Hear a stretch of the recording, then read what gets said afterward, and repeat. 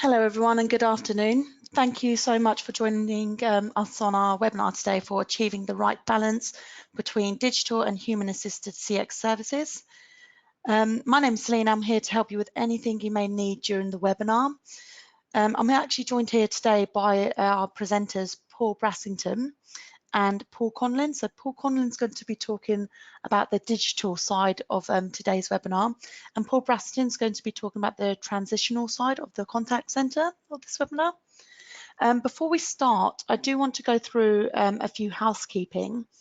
On your right, you'll see a panel and you'll see a hand icon on there. If you have any problems or any troubleshooting issues throughout the webinar, just click on that and raise your hand and I'm happy to help. Also, you'll see a box labelled questions. We will be answering all the questions at the end of the webinar, but if you do have any questions throughout the webinar, please feel free to pop them in that question box and we'll do our best to answer all of them at the end. I'm now going to hand you over to Paul Conlin.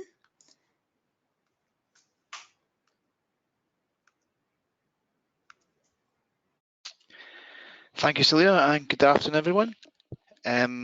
As Selena says, if we can try and stay engaged as possible and ask any questions you want, at the end, myself or the other Paul will try and answer the question as best we can.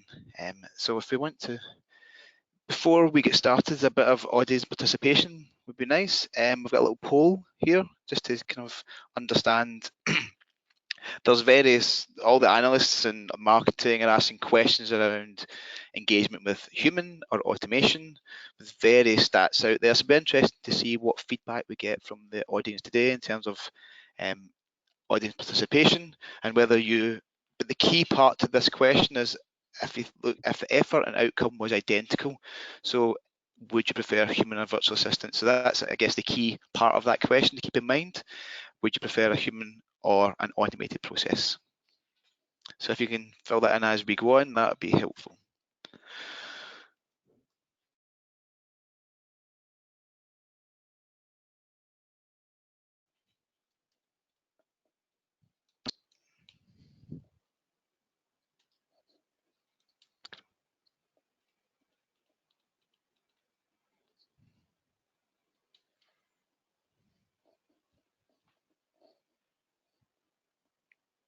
Just give us 1 second. The slides are not changing our side.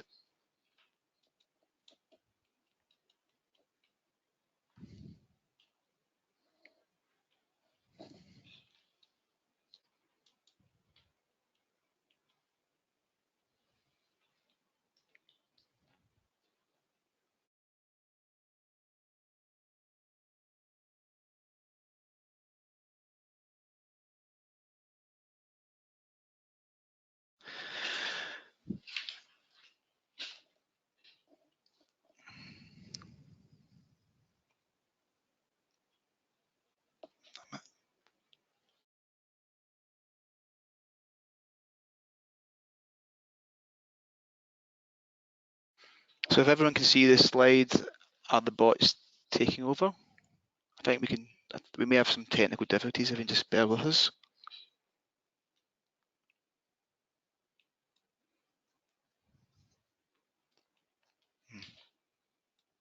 Okay, sorry about that, some technical challenges. So in line with the poll, we'll start off with trying to understand where we are in the industry and are the bots taking over. So there's out there in the industry, there's lots of organisations recognising the operational benefits of automation and what obviously the financial rewards that may bring. And just before we touch upon that, various vendors out there have got chatbots or virtual assistants or virtual agents, and all these terms may be confused, but ultimately they now become synonymous. From my perspective, it's ultimately the same thing. Some vendor may call it a chatbot, some may call it a virtual assistant. Ultimately, that's a conversational interface, i.e. machine, engaging conversationally with your customer, whether that be a chat on web or voice, but it's a machine engaging in a conversational way. So if I ever jump between virtual assistant or chatbot, please don't get confused. It's ultimately the same thing and it's becoming synonymous in industry. Now, a few years ago, Gartner made a very bold prediction that 85% of interactions would be with a human being not be involved. Now that 85% seems very bold in that we are 5 weeks away from 2020. And we're not quite at that figure yet. Now, just to qualify that a little bit, that part of that research would also include using mobile banking, for example, and going on and moving money from your current account to your credit account. It's not all about chatbots, etc. But it still seems a very bold prediction, and we're not quite there yet. So I want to kind of, as part of today, we'll explore maybe why that's happening. And one of the reasons why that's not happening is maybe are the consumers keeping up? Technology is pushing further on than our consumers can kind of cope with, so that maybe it'll be that the technology can do it, but consumers aren't really ready to engage with a machine. But again, back to that question that I posed in the poll, the Contact Babel research did have the same point. If the outcome and effort were the same, 61% of human prefer speaking to humans. But then moving on to other research and more stats to throw at you, PwC's latest research found that actually when engaging with an organisation, the priority, 70% said the top priority was speed and convenience. So what that's telling us is actually if engaging with a process or a machine is easier, then customers will do it. As long as you make the process easy, your customers will engage with that process. Everyone's life's hard enough, so when you want to go and add a meter reading, you don't want to make it difficult. So if you make it easy, the consumer will no longer have that need to speak to a human advisor. They will just use the easiest process. So automation is all around us, and where it's more prevalent is everyone has been to the supermarket, where you go to self-service checkout. This is the first area where everyone in their life will see self-service and automation. That demonstrates where automation works very well, but it can be very, very frustrating at times. For example, for myself, I like using the self-serve checkout. I can go into the shop, pick the items up that I require, I'll go through, I will then buzz them through. I don't even use my credit card, I can use my phone, contactless. I'm in and out of the shop within minutes without speaking to one human being. For me, that's a great experience. However, when I take my children, they like to help being in inverted commas to process all the items. So we then go through, and they are helpful, they're getting a bit older now, so it's getting decent, but we all get that dreaded message where everything stops, you cannot process anything anymore. When the shopping attendant is there and helpful, it's very quick to come over, they'll buzz in the number and you can continue on. So that's a great example where automation and the human touch works together and works very well. What doesn't work very well is where you're at that point, you've got that message, but the attendant is away attending to someone else, or speaking to another colleague, or on their phone, or daydreaming, or doing whatever, and you're standing there with this red flashing light and can't continue. That automated, easy, great customer experience process becomes very, very frustrating very, very quickly. And that's what we see in the enterprise world, where we try to deploy automated processes, is that when it works well, it works very well, but when it doesn't work so well, it can be quite frustrating. And that's where organizations are sometimes nervous to push on with an automation process. So in terms of in the enterprise world, the first foray, I guess, into self-service for any organization was the website, and that would have been, website came around in the 90s, say, it would really an information portal, not much else. We started to put in more automation into the portal, and that may be simple as you can go onto your bank, you can put in, I want to borrow £10,000 over 36-month term, and it will tell you what the latest monthly payment, what is rate for the loans for that. And that's a very simple process, but it is a self-serve process. So that's where organizations are starting to deploy self-service. But this example is where the automation has went wrong. I go onto a website, they have got some FAQ to help me out. It doesn't really help out. It's not got the answer I'm looking for. There's some contact options there, but it's email. the SLA for the email's 48 hours. I kind of want to know the answer now. So that's not helping me. But they've got a bot.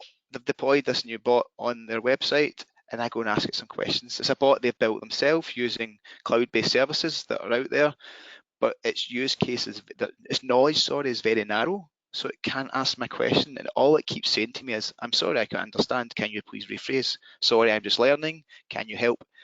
And other than being something helpful, it becomes quite frustrating. And it's not giving me the opportunity to go and speak to an agent to help out. They've also hidden their phone number because they've got a bot on there. They think, I'll hide the phone number because, and I understand the reasons to try and deflect contact, but I can't find the phone number. Eventually I find the phone number, I contact the contact centre, I wait in queue for quite some time because everyone's on the website but can't find the information, speak to an agent. And that's where automation has went wrong. So what we want to explore today is how we can break those barriers down.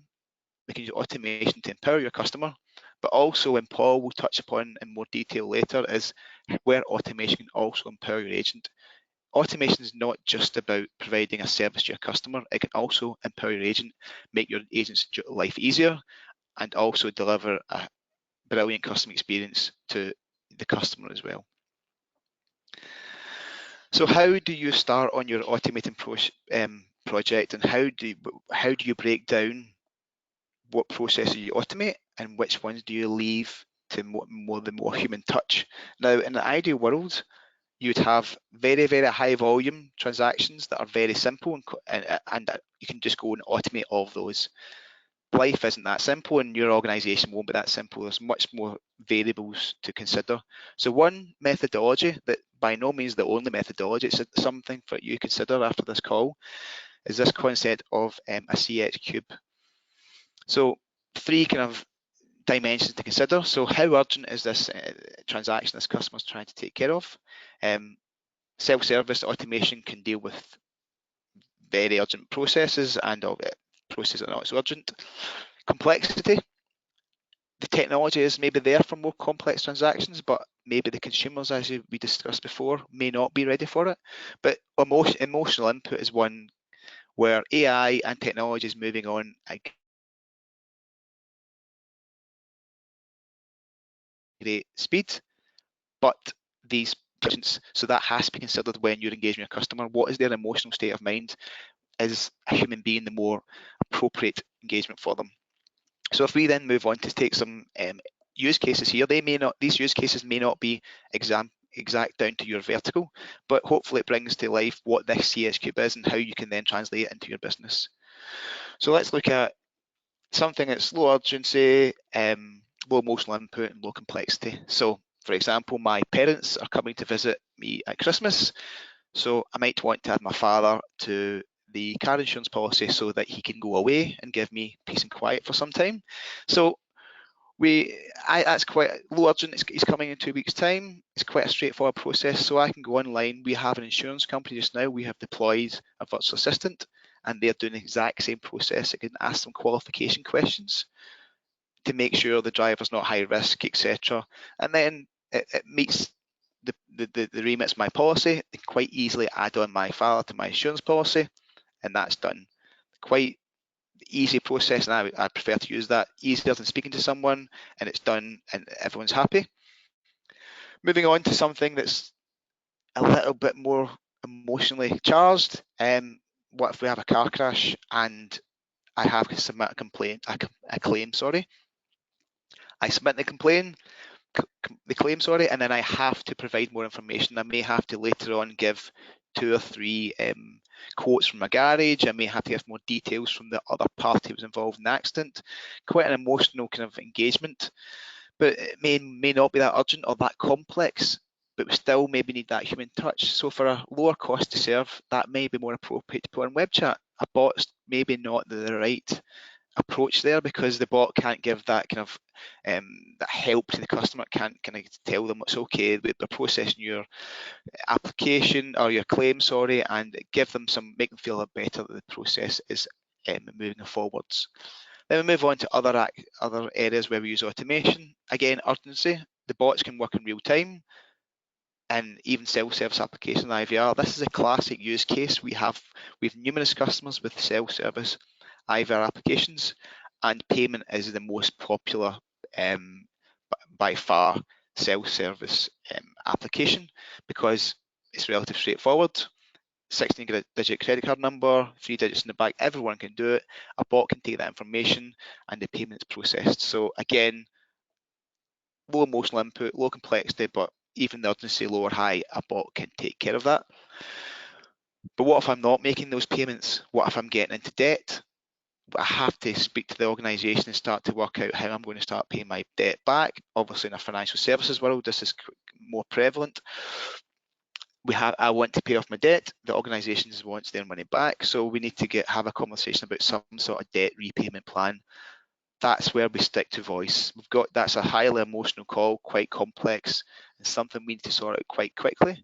So that's where you continue with the human touch, especially because you need that engagement with the customer to make sure we're doing the right thing on their behalf. We're not taking too much money off them, but they're paying money back that they can, at the rate they can. And then more complex transactions again, but less urgency. Again, a financial services world, maybe you're applying for a mortgage or any sort of loan where you have to provide more information. Good old email there may help. And because it's not so urgent, I can then send in more information at my own pace, and that's where that sort of non-real-time channel may work better. But that's where technology and your consumers' maturity is coming at a crossroads, because it may well be that type of transaction, even though it's highly complex, can be managed by a bot. Something that we could do, but a messaging bot could quite easily take care of. But your customers are not quite at that point. You would go on a automation journey where you start to automate your lower complex transactions, and it's an education for your customer as well. They get to know the persona of the virtual assistant. They get to understand that it can actually do what it's supposed to do, and then you can start to layer in more complex transactions.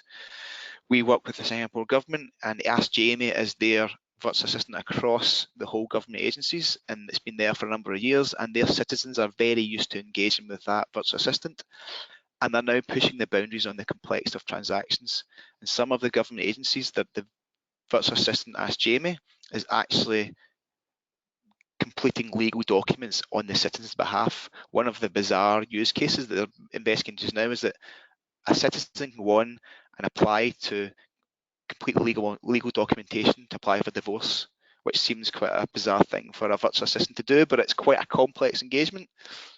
But the citizens know Ask Jamie, they know she can do the job, so they will quite happily go and do it. But that's the maturity of your customer base, and the citizens in Singapore maybe compared to the UK. Our engagement with the government may not be the same, but it's an example of where you can take the technology to a greater level and take your customer on that journey. And then coupled on top of that, you need to think about personalization and who that customer is, not just where they are in the customer journey. It may well be you've got high value customers who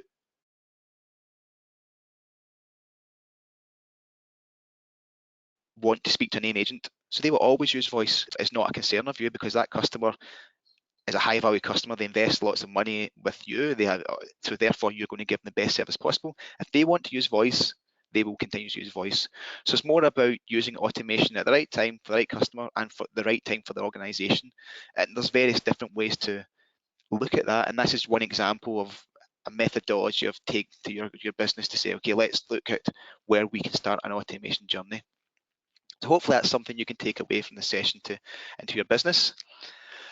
Then after that, Paul's now going to touch this in more detail about how we use automation to empower the agent. Before he does, I want to take some lessons we have learned from some of our deployments of a virtual assistant, and that how you bring that virtual assistant into your contact center. And this may seem strange, but make it part of your team. The virtual assistant have persona, can be good externally for marketing, but it can also be very powerful internally. If that virtual assistant becomes part of the team and is treated as part of the team, when in team meetings you can celebrate the success of that virtual assistant, it becomes part of the team as opposed to someone that's taking over their jobs. It becomes part of the team. You can start to then that can see the success then drives into the agent's performance, because we have to remember once the virtual assistant is doing more, they're generally doing more of the simple transactions and the agents are now doing more complex transactions. So their handle time may go up, their first contact resolution may go down slightly because things are getting more complicated. So that has to learn into their training. They have to now be given more tools and better training to service that customer. But hopefully, now they're doing a more engaging job and they've got the tools and ability to do it, the job satisfaction increases, and hopefully that then reduces agent attrition because they're now doing a more engaging job. It's not just run rate, simple activities, that they really feel part of the organisation because they're really helping customers.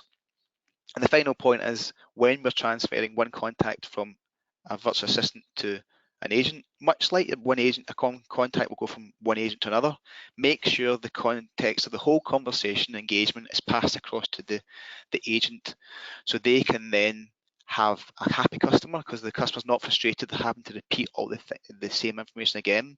It's a seamless customer experience and the agent has all the information and tools they can then to take the customer on the next step of the journey. And that's the more appropriate point now to pass across to my colleague Paul, who will then now look in more detail at the agent side of automation. Thank you.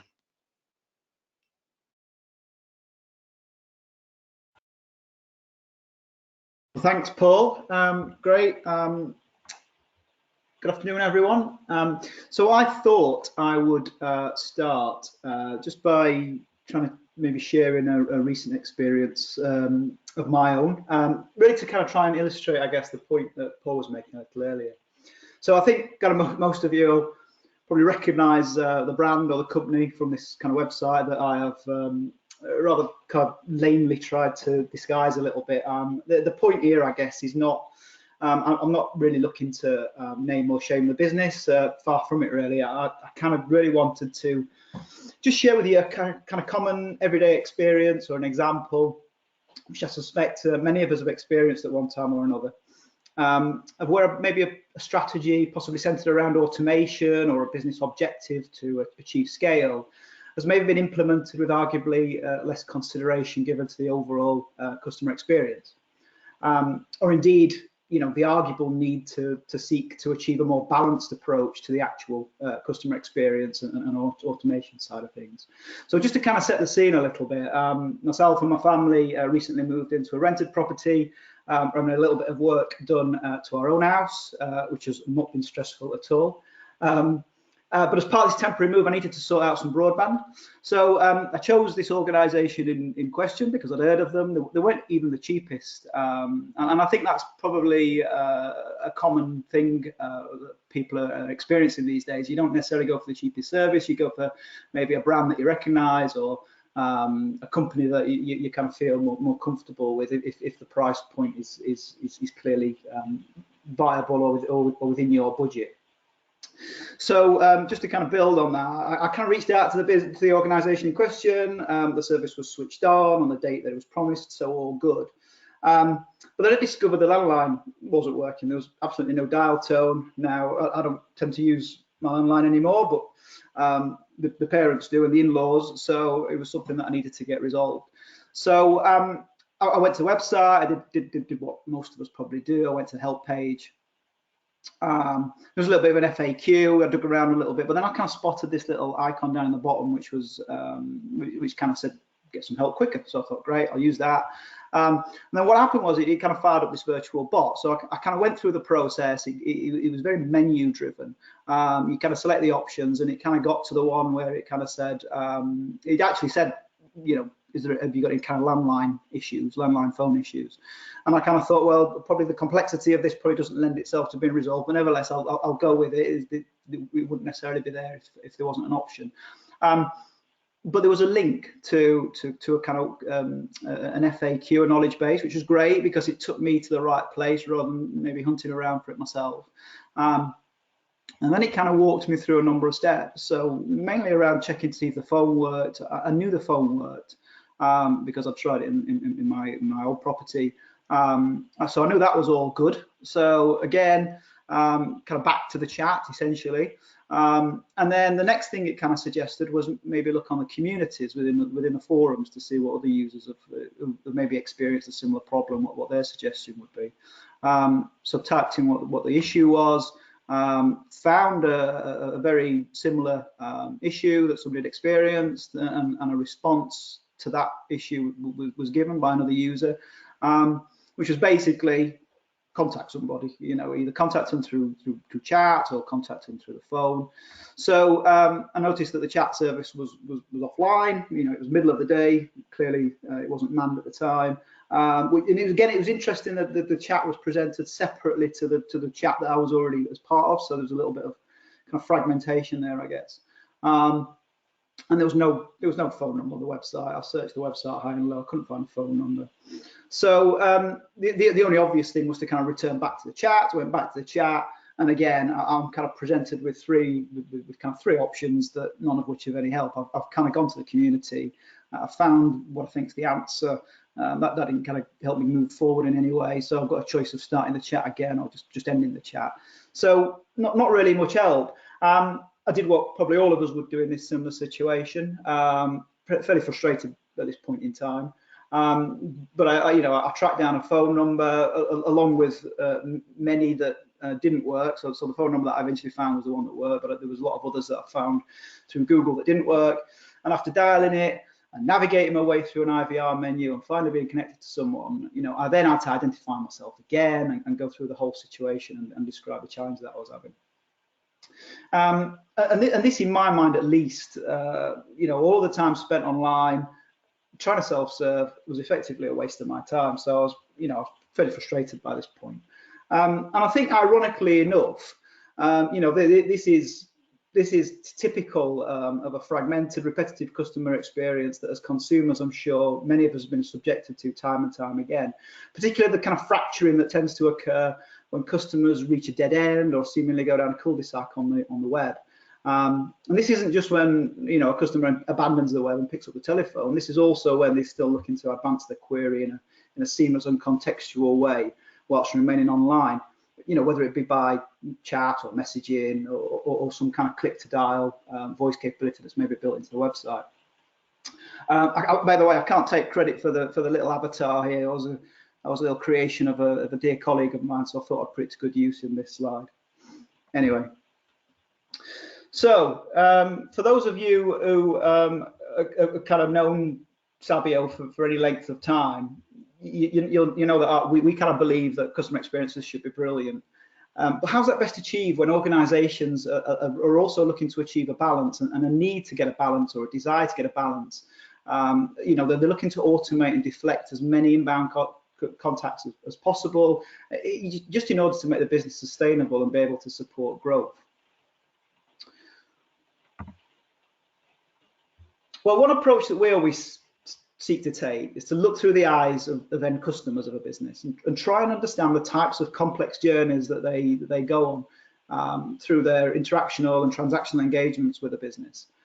From there, we're able to determine where gaps possibly exist or where improvements are required, and make these complex journeys as seamless as possible, really. Ultimately, we're looking to support businesses by working with them to better understand their end customer experiences before suggesting maybe platform, people, or process change aimed at empowering, the business, their advisors, and their customers in order to make these journeys better for all concerned, really. So let's return to the subject matter at hand today, which I think is really about how to achieve this balance between human-assisted and CX services. And for me, clearly the role of the advisor is key here. It's important for us to really start to think about ways in which we can better enable and empower advisors to help them deliver this seamless experience for customers that we've already talked about. They're ultimately, this is ultimately where many customers end up at the end of the day, speaking to an advisor.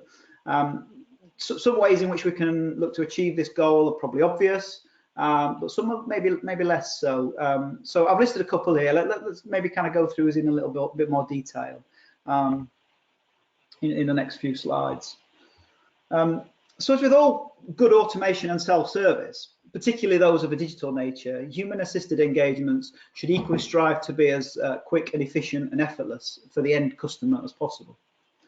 In the case of interactions requiring intervention or escalation from either digital or automated self-service methods to a human employee, these engagements should seek to be a seamless continuation of the journey to date, irrespective of where the journey starts or where it ends.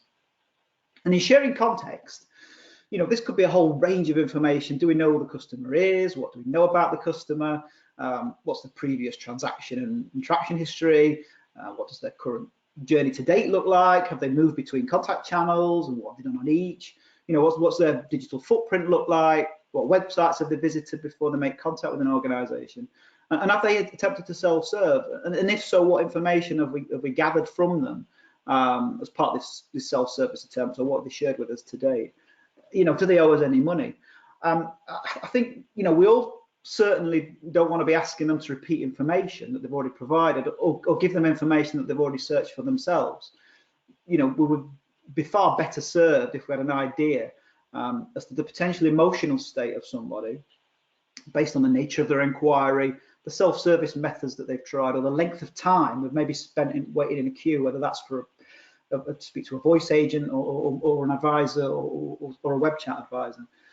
Again, though, depending on the intent or nature of an inquiry, different information might be more relevant to present to an advisor at the point when the interaction is first delivered. This is particularly important when you start to think about the amount of information that an advisor can quickly take in and digest, as well as the available screen real estate that they've got available to them to work with. And at this point, I think it's worth briefly reflecting on a point that Paul made a little earlier. So Paul mentioned that some time ago, Gartner made a prediction that about the number of customers who eventually will be managing their relationships with businesses without interacting with a human. Does this large percentage on paper, does it mean that human-assisted engagement is arguably less of a concern than the digital transformation piece that we hear a lot about these days for businesses? Well, absolutely not. I mean, what it implies to me in any way is that the queries that are now starting to require human intervention and the associated engagements that result are becoming more and more complex, potentially more emotive as well. And these are ultimately going to serve as the benchmark differentiator in customer service in what is an increasingly competitive marketplace. So for me, again, this point around coaching guidance, it comes back to a point that Paul made a little earlier. The key really in seeking to achieve the right balance between human assisted and CX is really a case of the virtual agent or the bot being treated as part of the team and working in harmony with the agent. Can certainly make the experience for both the customer and the advisor the best it can be. I recently read a report that suggested that many businesses believe that within 5 years it will become standard practice for virtual assistants to be used to suggest next best actions to customer service agents. So again, rather than the robots taking over, which I kind of think was Paul's first point, it will probably be more of a case of virtual assistants assisting themselves, rather than taking over from the advisors by anticipating or reacting to a customer's needs and ensuring that the advisor has access to all of the relevant information to meet those needs.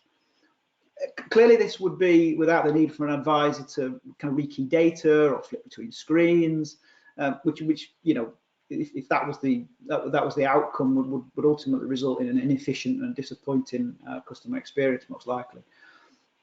And this really is where virtual assistants for me can shine, because they can be given access to all of the relevant data that a company holds on its customers and its products, as well as unstructured data held elsewhere. For example, within communities or forums or social media outlets.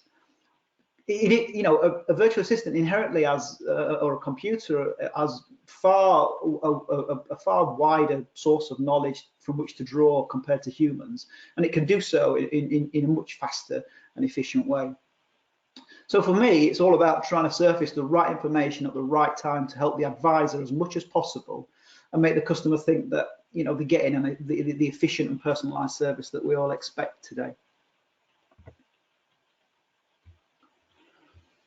I think it's also fair to say that customer journeys are continually evolving as businesses seek to introduce greater levels of automation and self-service for their end customers. Invariably, the increased need for failure management and the appearance of more complex customer inquiries are also going to increase. And as more complexity is introduced, equally the tools and processes required to handle such complexity also invariably increase in parallel. So how do you kind of best support advisors in handling the increasingly challenging queries that they're going to be asked to deal with, and how do they do so in a timely manner to kind of make sure the customer experience is not degraded in any way? Well, technologies such as RPA are both proven and mature and also have compelling ROIs. So it's interesting when I read some recent research that found that whilst over 50%, 55 to be exact, of organisations have already deployed some RPA technology to some extent, only 6% report that it's in common use. So it's probably worth bearing in mind that there are now increasing number of use cases for RPA technologies, particularly in helping better support customer service advisors. And I guess these can include the likes of gathering and analysing of desktop and interaction analytics to seek out automation opportunities for simple, repeatable and repetitive tasks that an advisor would otherwise need to do themselves, consolidating or broadcasting notes to disparate systems that advisors typically have to wrestle with as part of their day-to-day jobs, and building and coaching, building on the coaching concept that I talked about in the previous slide, where we discussed, the role that a virtual assistant can play in that by offering suggestions and direction, but also then maybe going on to perform the activities on behalf of the advisors for themselves, such as kind of creating a new user or a new customer record, for instance. And lastly, maybe completing a task on the advisor's behalf, allowing the advisor to either go and do a secondary task that's maybe a little bit more complex or involved or unique, or sitting and observing the RPA as part of a training and improvement program to make sure it's successful in what it's looking to do. So not only can types of human robot working in harmony, not only are the ones listed above, can they start to reduce some of the average handle times that advisors typically experience today, but they can also improve customer and employee satisfaction ratings at the same time. So anyway, hopefully, during the course of this short webinar, we've established that today, at least, brilliant customer experience and service remain in large part still down to achieving a right blend of efficient customer experience, self-service, along with empowered advisors who have easy access to knowledge, are able to handle interactions in an efficient and effective manner. Things like direct access to relevant customer product information, visibility of the customer's journey today, access to information that they've already provided as part of their journey, unified or minimal end user interfaces that advisors have to work with, and consistent and familiarity for handling interactions, irrespective of their nature and contact medium, are all essential ingredients in delivering both empowerment and efficiency for advisors. And I thought, I'd end on a point that I raised very briefly a little earlier.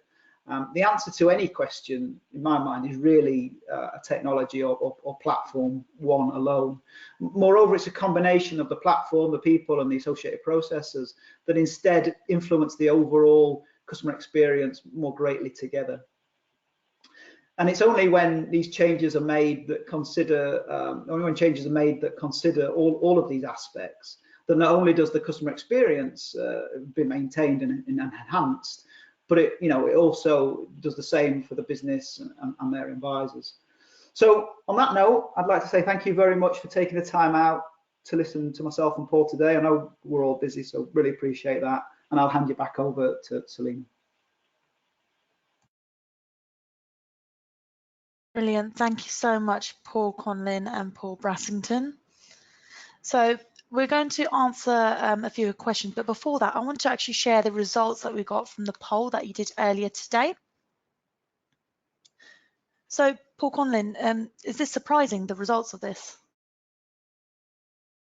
Yes, when you look at certainly in this research from Contact Babel, and that people still prefer the human touch, but it just shows you that if we make sure that people understand the question is that effort and outcomes identical, then it does show that people are ready to use automation.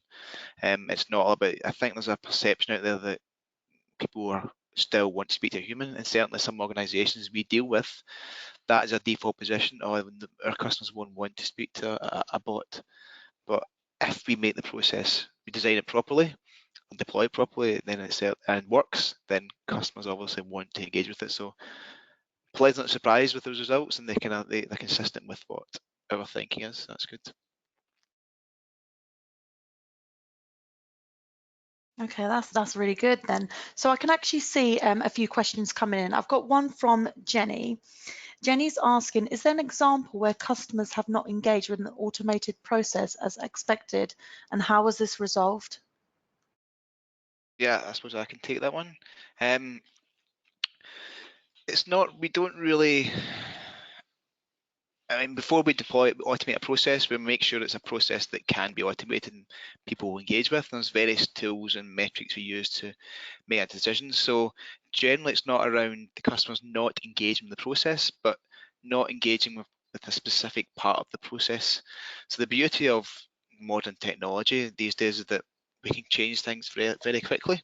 Days gone by, you build old school on-premise technology, you build a application and that's it, you can't change it. Now we can make changes very quickly, and if you overlay that with an optimization service from your vendor, for example, in Sabio, we have optimization service where we monitor results and we look at how the application is performing, and we can very, very quickly make changes. So within a world where it's okay to make mistakes and try things through A/B testing, we can try things in the customer and change it. So the only where we see challenges in terms of engagement automation is more around the dialogue and how we ask the question. Things like, let's think one of the speech applications we done recently, our customer insisted that they ask the customer to input their date of birth in the format date, month, year. We didn't believe that was best to do it because it puts a load on the customer to think about the response. Because everyone says date of birth in their own way, 16th of 5th, 76, 16th of May, 76. So when you try to ask a customer to change, that makes things a little different. So by changing it back to letting the customer just say what they want in terms of their input, we saw a massive increase in the success of that part of the process. So it's ultimately around just tweaking the process rather than the whole automation.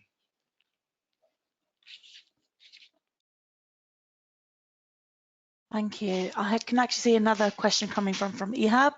So Ehab's asking, which market or sectors are you seeing the highest adoption rate? Is there a cultural consideration? Again, I can take that one on, yes. So in markets and sectors where we're seeing automation, for us, it's certainly Sabio, maybe it's not speak for the whole of the industry.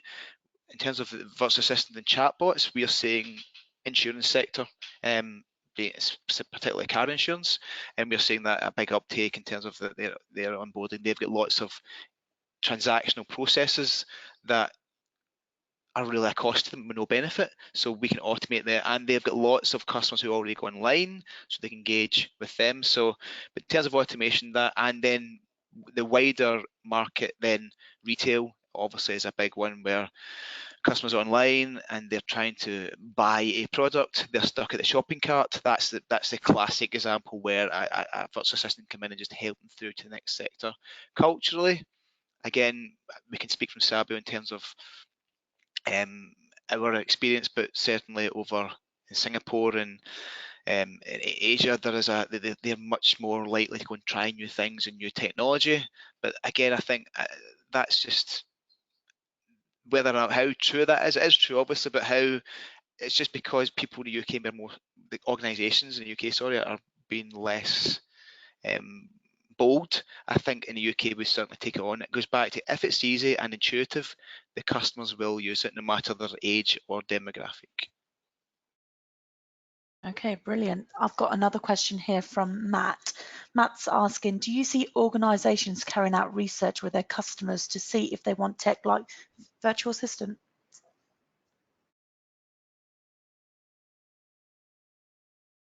Yeah, so we have certainly a service we can offer, and then one of our customers has done primary research with their customers and go out and the classic building personas to understand who their customer is and what motivates them and why they're engaging with organizations. So we have a large US company who have theme parks, let's say, and they are now, they did primary research to understand what motivates their customers to contact them, and then use that primary research and customer journey mapping to build into the design of the virtual assistant. So we're building the virtual assistant with the customer in mind, rather than building a virtual assistant around what we think the customer wants. Okay, thank you. I can see a lot of questions coming through, but this is going to have to be our last one. So James is asking, our customers prefer to pick up the phone. How can I get them online to self-serve? I guess it's probably more towards Paul Pressington. Yeah, so I can pick that one up. A lot of the questions have been going in Paul's direction. So interestingly enough, I was with one of our customers quite recently, actually, and they were raised a similar point about the fact that they deployed in their instance it was a web chat interface, and they weren't seeing the uptake that they were kind of looking for in terms of desirability. So, we made some suggestions there. They kind of moved it to a different part of the web page. I think it's about making the process as accessible and seamless from an end customer perspective as possible, and that kind of goes hand in hand from the when you're looking to pass from digital to human assisted as well. So you want to encourage people not necessarily to go and search an FAQ or a knowledge base themselves, but maybe kind of give them a tool to kind of easily access that, and that might be a virtual assistant that is more prominent to encourage that level of self-service. And I think we've all seen from the poll today that that's how most people want to work going forward. It's people want quick answers. We're in this kind of generation of wanting things instantly and quickly, and I think self-service plays into that. So promote the inquiry, promote the channel, and then still have that human-assisted approach as a seamless escalation channel that kind of sits behind that. Thank you. And this is going to be our last one today. Sorry, guys. But Sven is asking, he's saying he's not actually surprised of the poll's results. It's clear that the audience is quite open to new technologies. What do you think? When will ordinary people be ready for it? Thanks, Sven. And I think we are in agreement, to be honest. I personally don't think it's down to ordinary people. I think it's more fear from organisations. So certainly when I'm out speaking to our Savills customers and prospects, it's more a fear within the organisation that their customer's not ready for it. It's just no one wants to take that bold step, where I don't think it's so bold, but there's a perception in some organisations that it is bold, to push down that route. So I think the ordinary person is ready. It's just educating organisations to make that change and take that, which I think is a small risk, but it seems a big risk for an organisation. It's convincing the organisations to make the change rather than their customers. Thanks, a good question. Yeah, I think that's a good question. I think it's also about getting it right as well. I think there's probably a reluctance for organisations for implementing a bad. It's like any piece of work, any project that you engage on, it has to be done in the right way. And if they get it wrong, then the net result of that could be bad publicity, brand damage. So I guess that I don't think I think Paul's right. I don't think it is the end consumer. I don't think it is you or I. I think it's a fear from businesses that not only how do we do this, but how do we do this right? And yeah, just to add upon that, I think there's lots of parallels to draw upon just now between, say, 10 years ago when a speech IVR applications came out and it was the new thing to do. What happened was there was lots of bad speech applications deployed, and contact centres get a bad reputation. People didn't like phoning in and speaking to these machines because they were just designed so badly. Not so much the technology was bad, just that it was designed badly by inexperienced individuals. So that there was a fear around speech applications. And I think we're in the same world now where chatbots become more and more prevalent, and the market's flooded with vendors providing chatbots, and then you've got your do-it-yourself chatbots from Google, Dialogflow, and Microsoft, etc. So anyone can go and do it. What that's happening is it's making technology open to everyone, but it means there's a lot of bad chatbots out there deployed because the person building it is a developer potentially, and they don't have that UX design to build engaging dialogue and conversations. So we're in a world now where the technology is really good, but the utilization of technology may be created. There's a fear that that creates a bad perception for your brand.